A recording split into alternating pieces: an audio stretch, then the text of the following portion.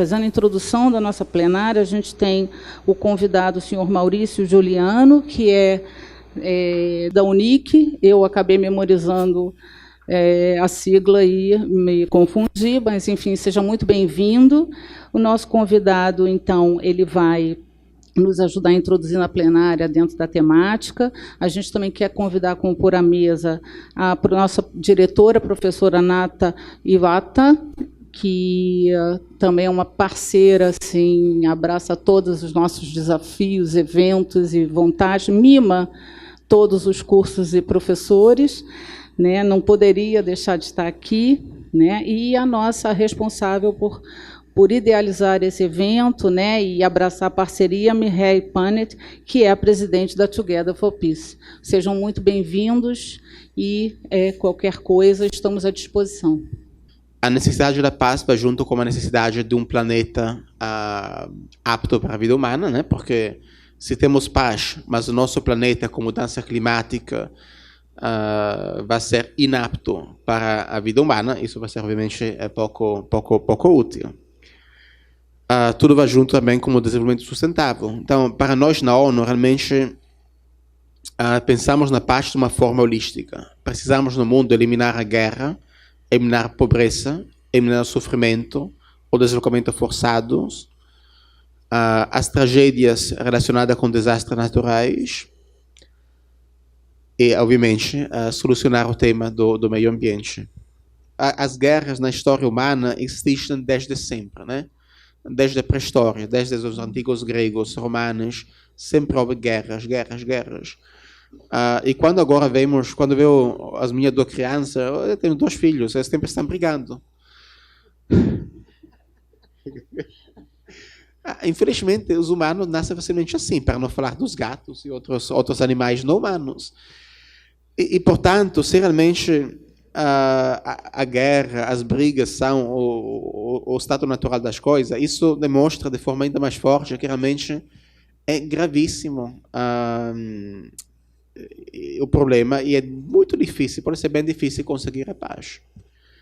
Então, aqui no século XXI, temos uma situação realmente inesperadamente avançada em termos de tecnologia, de desenvolvimento, de relações de amizade, mais ou menos, né, entre os povos, na qual realmente podemos dar uma chance de mudar o curso da história. Uma chance de realmente fazer, sim, que a raça humana seja conhecida a partir de agora pela paz, pela sua capacidade, a sua preponderância, propensidade, mas bem, de morar em paz. De já acabar com aquele eventual status natural anterior, que era a briga, a guerra, o conflito. Em todo caso, para quem realmente estiver interessado numa carreira, pode não ser necessariamente na ONU, tem muitas ONGs, e esperamos muito o governo engajado para lutar para um mundo melhor. Não é fácil, porque, bom, eu trabalhei na ONU como staff já há quase que dia é hoje? Estamos em maio, quase 14 anos, e logo disso como voluntário e outras coisas menores, né? E para lutar pela paz, infelizmente é preciso ver muito sofrimento de perto. Não é fácil. E, inclusive, muitas vezes, para levar a paz no mundo, é preciso combater. E, claro, isso pode ser contraintuitivo. Como dizer, para levar a paz é preciso combater? Bom, isso, infelizmente, é um princípio que foi abusado em muitos momentos da história, né? Que, bom, eles são os maus, nós somos os bons, então nós temos que combater. Isso, infelizmente, não funciona. Porque cada um acha que ele é o correto e que o outro é o mau.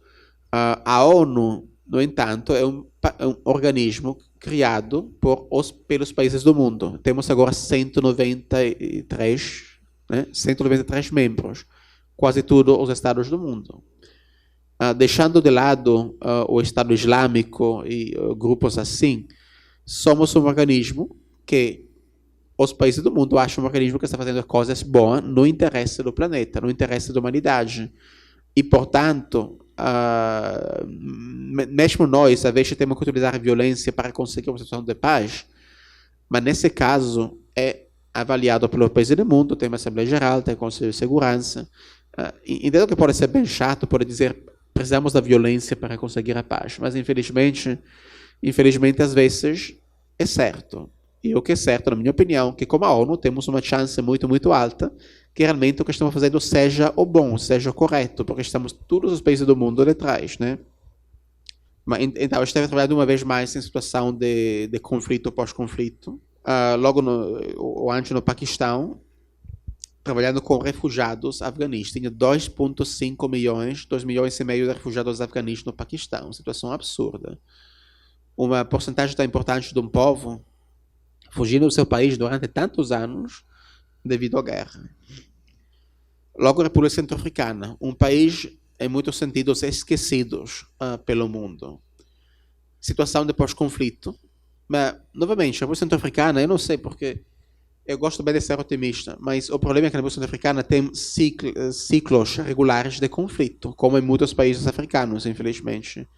Então, 2004, conflito. 2005, paz. 2006, tudo bom. Logo, conflito novamente, não sei quando foi. Logo, um pouco de paz, logo, conflito novamente. É um país onde, infelizmente, as eleições coincidem com conflitos e não como uma expressão democrática como gostaríamos. Mas uma das primeiras situações que eu enfrentei na República Centro-Africana, que foi na minha vida pessoal, foi a seguinte. Uma empregada, a nossa empregada tinha tinha uma amiga dela, parente dela, que tinha um filho que tinha uma enfermidade, que era a gravidade com água, não sei, como se chama? Hidrocefalia, algo assim, né? Hidrocefalia. E ela dizia que ela tinha dinheiro para curar isso. Então eu perguntei como é possível, alguém tem que ajudar ela, né? Porque estamos num país onde tem um hospital, onde tem tudo, né? A médica não funciona muito. Não, que os hospitais não funcionam. Isso não se pode nem curar, nem tratar aqui, tem que ir para Camerun.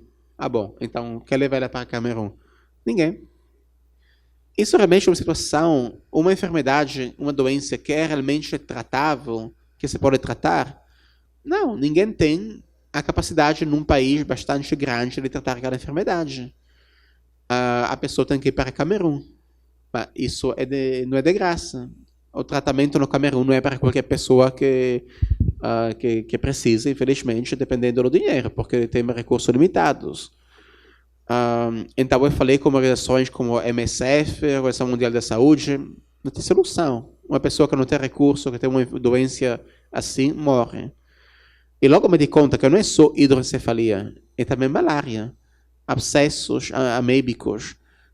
E é tão frequente naqueles países ver pessoas, mesmo pessoas de classe média, como que eu conheço, que, onde está? Morreu. Morreu por quê? É uma violência. Então, mesmo um jornalista que eu conheci na República Centro-Africana, que estava comigo todo o tempo, um dia não está, aqui está, morreu. Por que morreu? A doença. Qual doença? Não se sabe. Não. Ele ficou mal, depois de 2, 3 dias morreu e então é sepultado, tudo bom. Isso é uma violência. Uma violência devido à situação de guerra contínua naquele país africano. Infelizmente, então, temos situações nas quais as guerras causadas pelos humanos causam tanta violência, através das doenças, através da miséria. E se falamos de desastres naturais, porque você pode pensar, bom, desastres naturais são algo inevitável.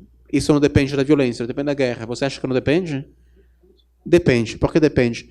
Vocês sabem porque no protocolo de Kyoto, não, isso é pergunta para eles, porque se fala de desastres associados com riscos naturais. Não se fala de desastres naturais, se fala de desastres associados com riscos naturais. Por quê? Porque um terremoto de escala 7 no Haiti pode matar 200 mil pessoas, ou não sei, 100 mil, 200 mil pessoas.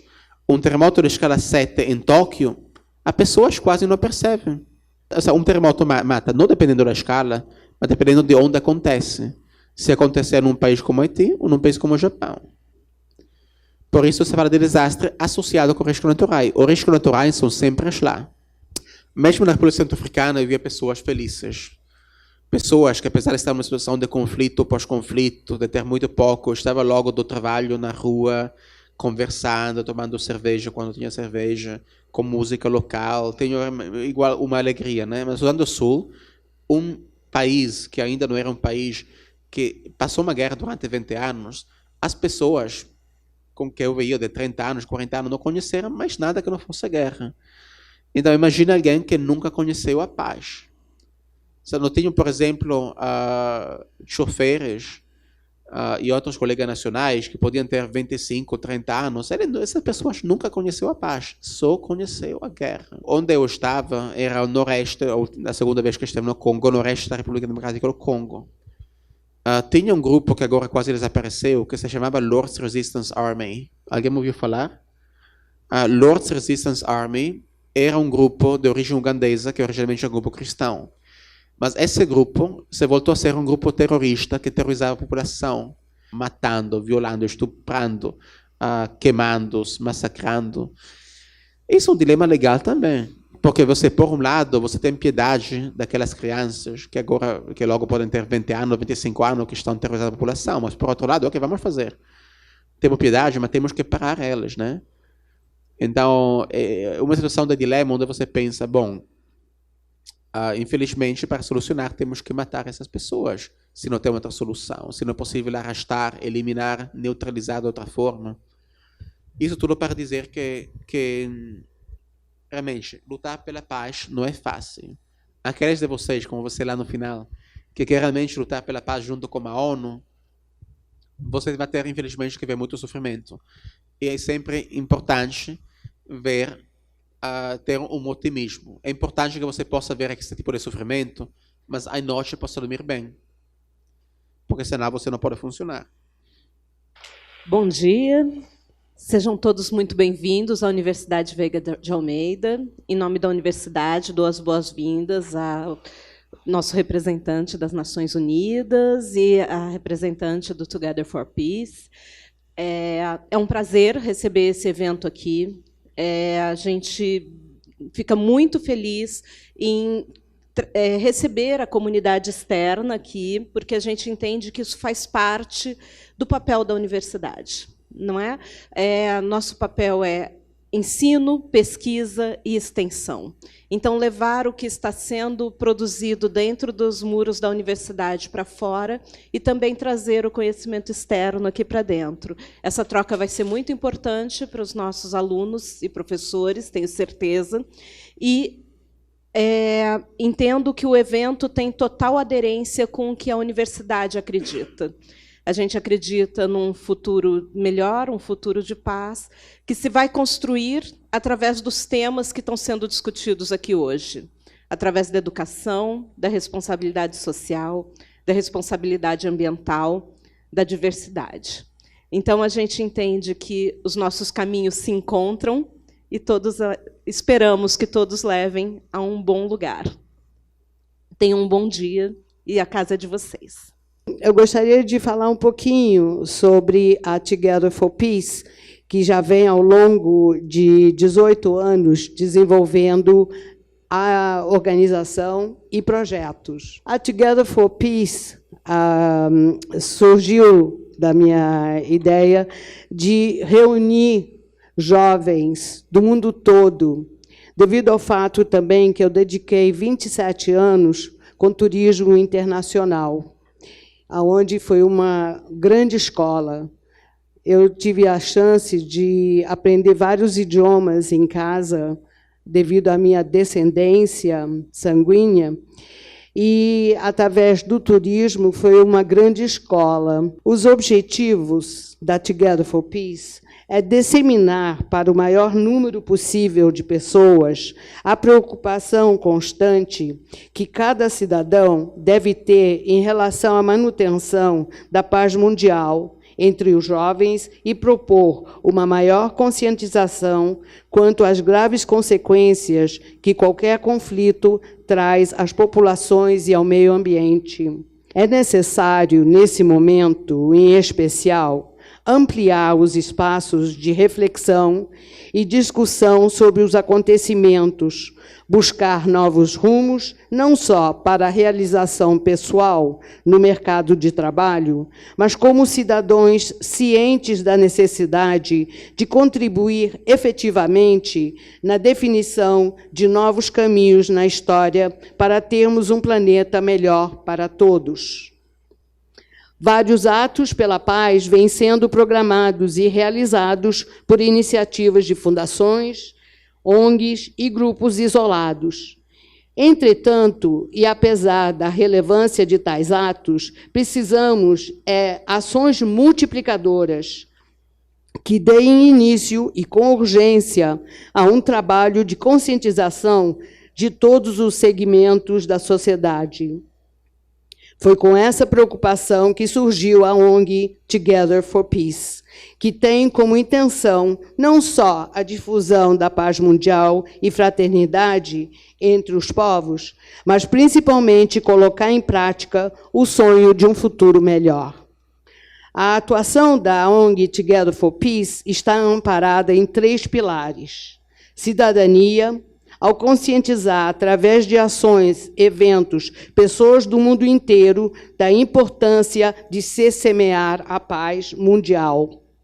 Sustentabilidade, ao disseminar o entendimento de que, com a paz, também haverá a conservação do meio ambiente. Respeito aos direitos humanos, como resultados de ações anteriores, através de resgates de valores milenares e da descoberta de pequenos gestos que demonstram um quanto I care for you. Eu me importo com você. Agradeço a todos os voluntários também. Por favor, podem nos procurar. Vamos continuar essa jornada juntos. Muito obrigada.